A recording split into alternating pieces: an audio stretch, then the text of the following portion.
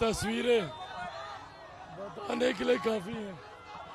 जिस तरीके का जन सैलाब और उत्साह, सैलाब के साथ साथ ये मायने रखता है कि लोग कितने उत्साहित होकर कहीं ना कहीं इन्होंने इसे अपना चुनाव किया। बिल्कुल ये मेरा एमवाई समीकरण है महिला और युवा का। महिला भी हैं, युवा भी हैं। मुझे लगता है ये आने वाले दिनों में बिहार की ताकत आप जो जब एनडीए की सरकार बन रही है तो जरूरी है कि फतुहा विधानसभा का प्रतिनिधित्व करने वाली विधायक मुख्य धारा के साथ जुड़ी हों, जो मुख्यमंत्री जी से मिलके प्रधानमंत्री जी से बात कर कर फतुहा विधानसभा के विकास के कार्यों को गति दे सके।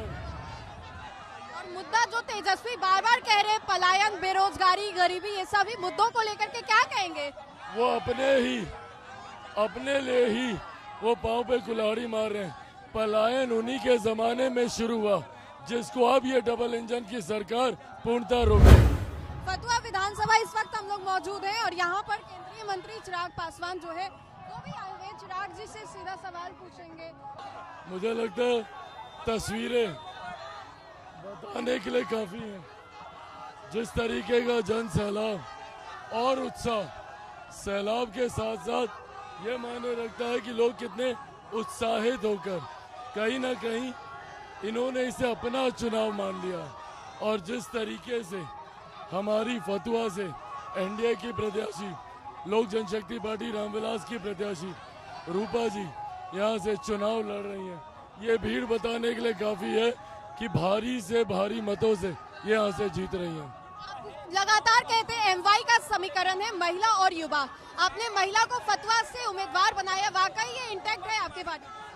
कहती है एमवाई समीकरण मुसलमान यादव, आप हमला भी करते हैं। बिल्कुल ये मेरा एमवाई समीकरण है महिला और युवा का। महिला भी हैं, युवा भी हैं। मुझे लगता है ये आने वाले दिनों में बिहार की ताकत होगी। जो लोग सांप्रदायिकता और जातीयता में हम लोग को बांटकर अपनी राजनीतिक रोटी सेकने का काम करते हैं, उन्होंने सही मायनों में बिहार को बर्बाद किया। मुकाबला इस बार टाइट फाइट है, सामने रामानंद यादव है, यादवों का गढ़ ये है।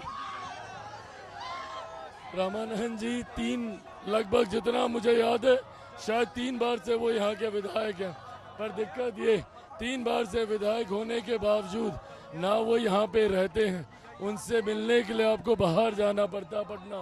और वहीं ना सिर्फ ये यहाँ की स्थानीय हैं बल्कि जानकार हैं यहाँ के लोगों की समस्याओं को लेकर।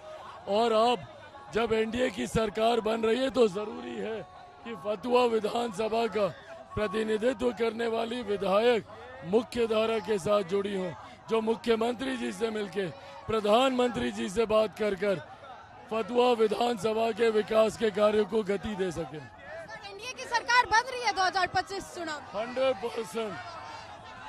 और मुद्दा जो तेजस्वी बार बार कह रहे हैं, पलायन, बेरोजगारी, गरीबी, ये सभी मुद्दों को लेकर के क्या कहेंगे? वो अपने लिए ही वो पांव पे कुल्हाड़ी मार रहे हैं। पलायन उन्हीं के जमाने में शुरू हुआ जिसको अब ये डबल इंजन की सरकार पूर्णतः रोकेगी। चलिए, तो चिराग पासवान थे, सभा कर रहे हैं और फतुहा इस वक्त चिराग पासवान आए हुए हैं। लोगों का हुजूम यहाँ पर साफ तौर पे देखने को मिल रहा है। लोग जो है वो तो यहाँ पर उत्साहित हैं, लेकिन केंद्रीय मंत्री चिराग पासवान को लेकर के लोगों के बीच में क्या कुछ ओपिनियंस है? चिराग ने क्या कुछ कहा, सीधा हमला उन्होंने बिहार के नेता प्रतिपक्ष तेजस्वी यादव के ऊपर कहा है और जम करके निशाना भी साधा है। तो फिलहाल के लिए खबर में इतना ही। कैमरा पर्सन अकबर के साथ मैं राजनंदिनी, न्यूज़ 4 नेशन, फतुहा। सूरज की पहली किरण के साथ जाग उठा बिहार। हर मत बने नई उम्मीद, हर कदम जिम्मेदारी। न्यूज़ 4 नेशन की अपील, 6 और 11 नवंबर को घर से निकलें, वोट करें और अपने भाग्य विधाता खुद बनें।